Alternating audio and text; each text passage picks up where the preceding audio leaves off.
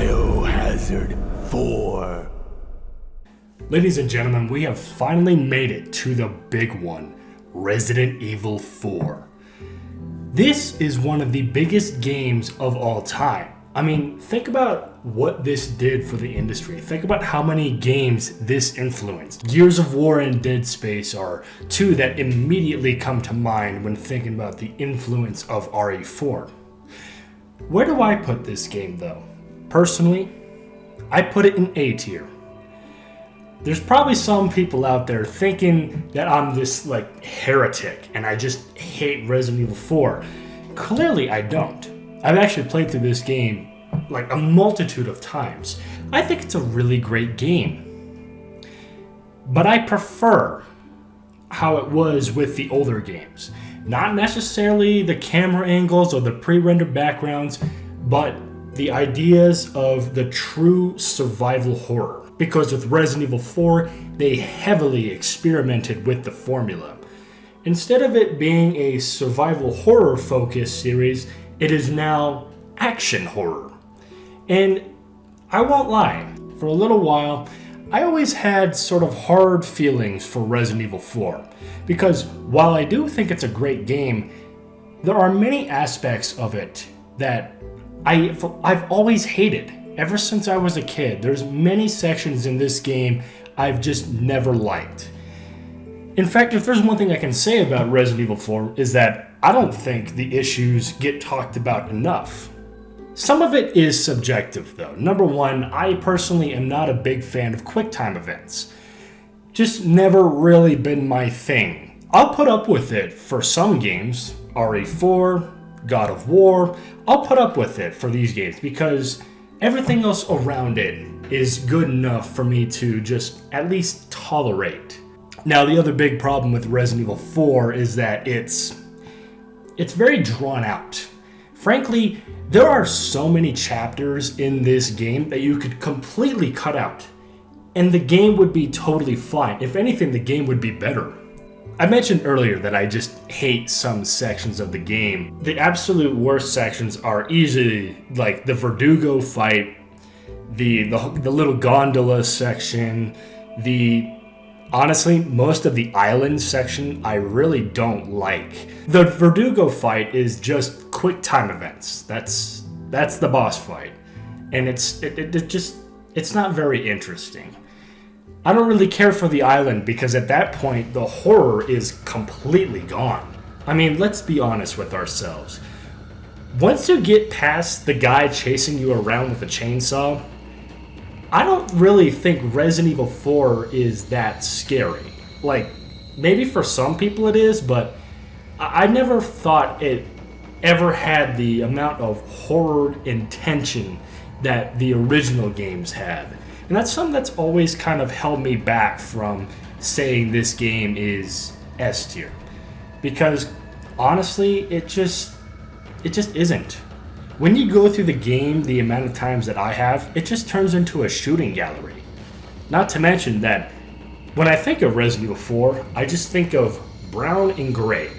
Because that's every single environment in Resident Evil 4. For every colorful environment that you find in RE4, there's 10 brown and gray sections right there with it. I know I've been kind of harsh on Resident Evil 4 for this particular section, but truthfully, I think it's a great game. And while I have many complaints with it, I always come back to Resident Evil 4. That's what honestly keeps this game in A tier for me.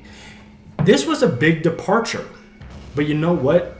The action-oriented part of this game is so good.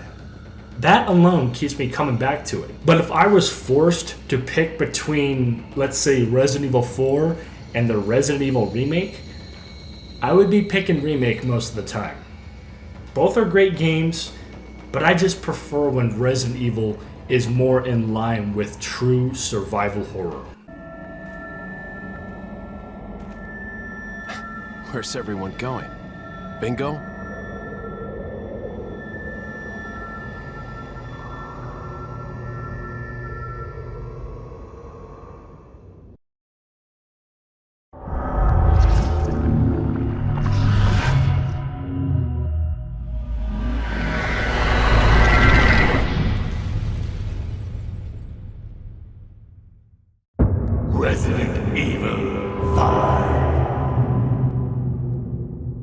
Next up on the list is Resident Evil 5. And you know what? I don't hate this game like a lot of people do. You know, in my opinion, Resident Evil 5 is overhated. This is a game that does not deserve the hate that it gets. I think people really don't understand how much this game is just like Resident Evil 4. I can already hear some people out there saying, well, it's not, it's completely different. Well, what's really different about it? What does it do that is so drastically different from RE4? Nothing. Aside from having a companion that can shoot, there's really nothing different about RE5 and RE4. I mean, it has quick time events. There's a giant boss that you have to fight. In the very first chapter of the game, you fight a horde of enemies in a small village. What about this is not like Resident Evil 4? Over the years, everybody has always said that this game was the worst. And I disagree completely. This game was built to be a co-op survival shooter. So putting this in a tier list can be a little bit difficult. How are we supposed to judge this game? Are we going to judge it by how it was made, or are we going to judge it on how we played it? Well, thankfully, I have played Resident Evil 5 solo and with people.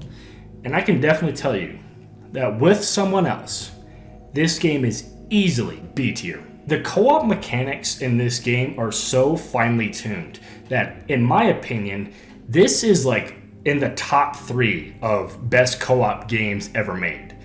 Because you really need to work with your partner. And after all, if it's a co-op centric game, it needs to be built around relying on your partner. And it does that perfectly well.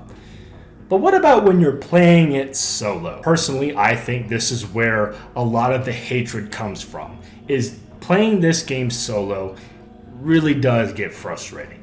And the biggest complaint with this game is Sheva's AI. The AI companion in this game really is dreadful. I mean, you basically are babysitting the whole game.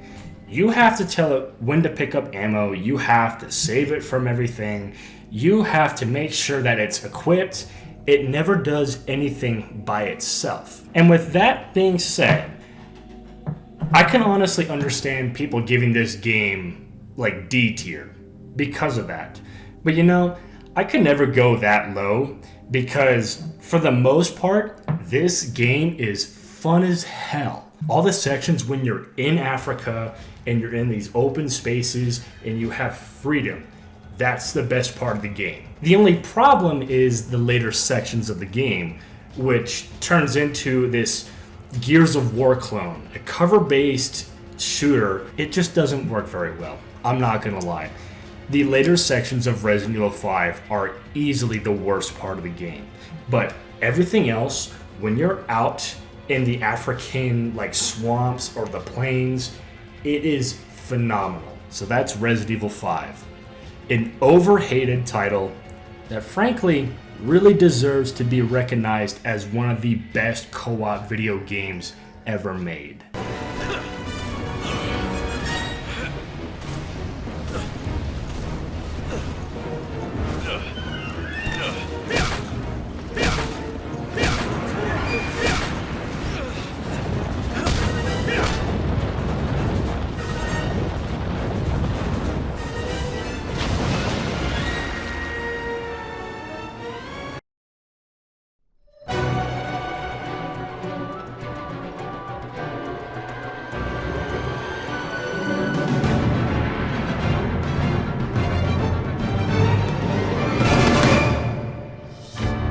Resident Evil 6. God, dude. It smells like someone just took a huge dump in here. Oh, never mind. We're talking about Resident Evil 6. Yeah, this game sucks.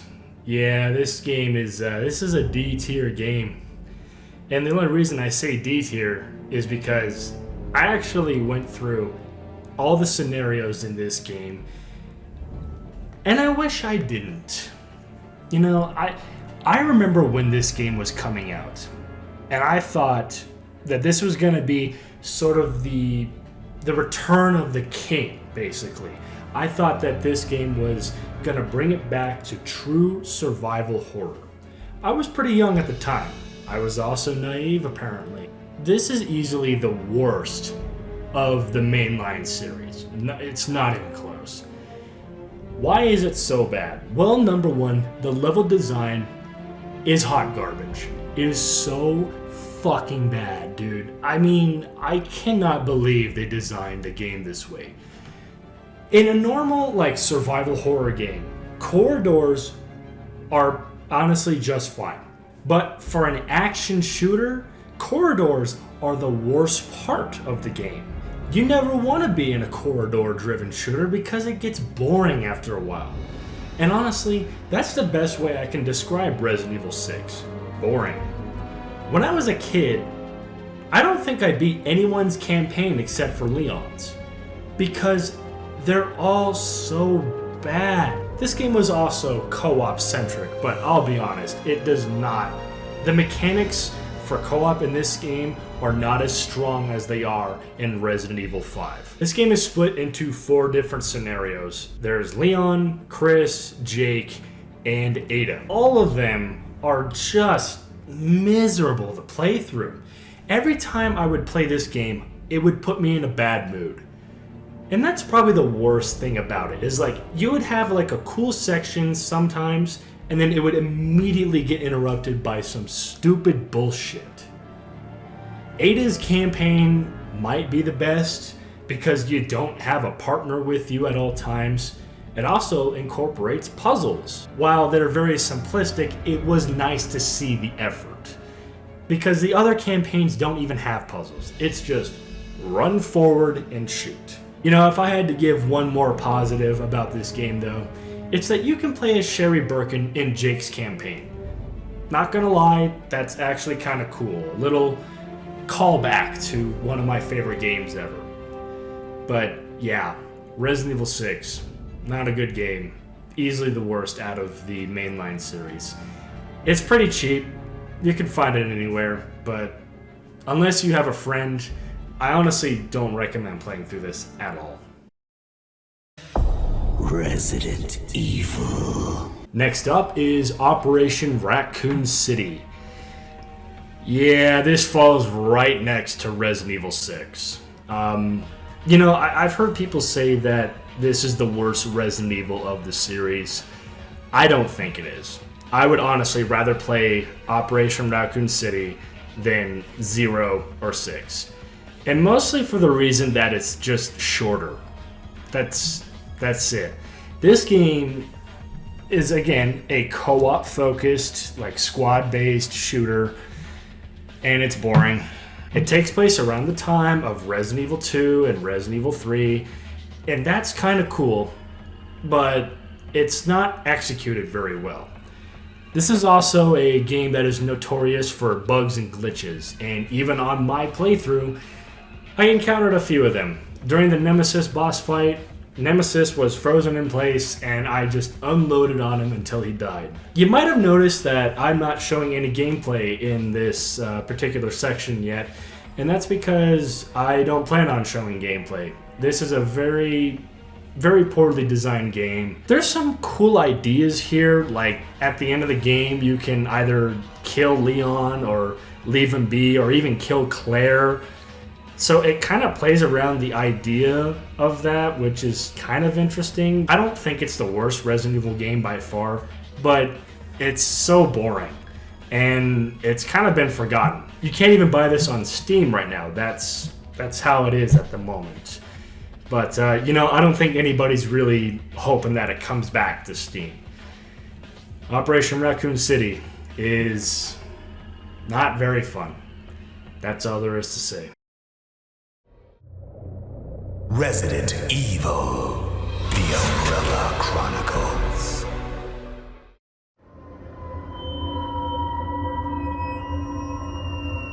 Resident Evil, The Dark Side Chronicles. So because these next two games are so similar, I'm just gonna force them into one category. the Resident Evil, Umbrella Chronicles, and Darkside Chronicles. These are a couple of on-rail shooters, and the reason I put them in C tier is that it's kind of hard to really fuck up an on-rail shooter. While I love games like House of the Dead 2 and Point Blank and Virtua Cop, after a while when you play a lot of on-rail shooters, they kind of feel very similar. I mean, obviously, it's kind of hard to fuck up an on-rail shooter. And these games are fun. That's the best thing I can say about them. They are fun. And what's cool about them is that there's tons of secrets.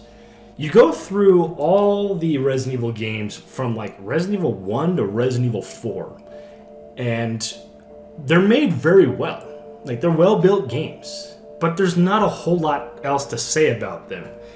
If you like on-rail shooters, I would recommend picking up these two games, or even just one of them. They're on the Wii and, like I said, the PlayStation 3. You know, there's a lot of multiplayer Resident Evil games, and I'm gonna be honest, I have no interest in like any of these. The Outbreak series, Reverse, Resistance, Umbrella Chronicles, anything PvP oriented in Resident Evil, I have no interest in. You know, the Outbreak series is kind of like a cool idea. This was a series of games on the PlayStation 2 that were online oriented. It was basically like the old school Resident Evils in an online format. And that's cool. But because you don't play as anybody really special in those games, I don't really see a reason to play them. None of the awesome characters that I know from the games are in there. So why would I even bother? But I will at least give the Outbreak series this. They did have some kind of cool ideas. Like, in one of the games, you go to a zoo. Like, we're in the middle of a zombie apocalypse. What the fuck is a zoo gonna look like? That's kind of cool. I'm also gonna put Resident Evil The Mercenaries 3D in here because from what I understand, it's just Mercenaries mode on the 3DS. For a mobile game, that sounds cool, but I don't really have any interest in it. If I want to play Mercenaries, I will play Resident Evil 4, or Resident Evil 5, or Resident Evil 6. I don't really have much interest in anything else besides that.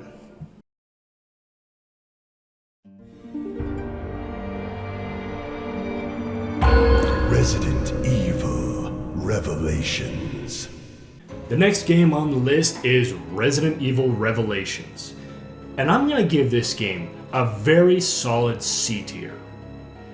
This game came out right before Resident Evil 6. And at the time, this was sort of seen as the step in the right direction. This is when it kind of started going back to more of the horror and less of the action. I didn't play this when it originally came out. It was on the Nintendo 3DS and it was released in an episodic fashion. But I picked it up a few years ago and played it on PlayStation, and I gotta say, it's a good game. You know, this may not really be the best horror game by any means, but it has more of that horror feel than RE5 and 6. The monster designs were finally scary once again. We weren't fighting dudes with machine guns anymore. It was getting back to true horror, where we are on this ship, the Queen Zenobia, and we're able to make our way through its maze-like hallways. However, I feel like if I played this when it was brand new, I would have liked it more. This is a game that once again has the partner system. They really stuck with the partner system way longer than they should have. Almost every single partner in every one of these games, they're not memorable. I'd say Sheva is the only one that's really worth a damn because she's actually like a cool character, but hardly any of the partners in any of these games are memorable at all. I forget them as soon as I'm done with the game. One thing that is really nice about this game though is we can play as Jill and Chris in the same game again. How is it that these two are supposed to be like lifelong partners in the Resident Evil universe and they've only been playable in the same game like a couple times? It absolutely boggles my mind, but it's always a welcome feature because, frankly, these are two of my favorite characters in this series, and I wish they appeared more together. Resident Evil Revelations was a step in the right direction. While I definitely think it's flawed, it's definitely a game that's worth playing. And if you're interested in something that's a little more focused on the horror, Revelations will scratch that itch.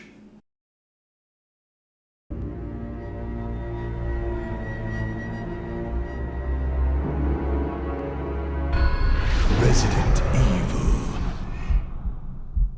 Following up Resident Evil Revelations, we have Resident Evil Revelations 2. This is a lot like the original Revelations in many ways. In good ways and also some bad ways. The bad stuff right away is, yet again, there's partners in this game. Okay, hold on. I will at least give Revelations 2 this. The partners have way more utility than they've ever had in the other games.